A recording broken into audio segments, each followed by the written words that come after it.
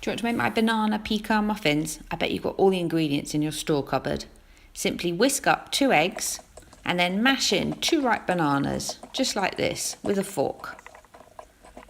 Then what you've got to do is you need to melt about 75 grams of butter, leave it to cool, and add 1 teaspoon of vanilla extract and 100 ml of plain yogurt and stir together, just like this.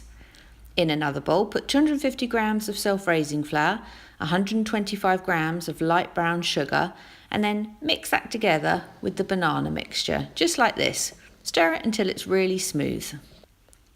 Get 25 grams of pecans and chop them together like this. Then you need to line a muffin tray with 12 muffin cases and divide the mixture between each of the cases. Don't want to fill it up too much, about 1 centimetre off the top of each muffin case. When that's done, you need to get the pecans that you chopped up earlier, and then what you're going to do is scatter them over the top.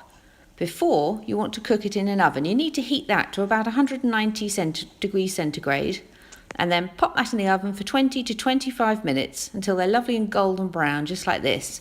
Then eat straight away or pop them in the freezer and have them at a later date. See this and more recipes at www.emmascookingworld.co.uk.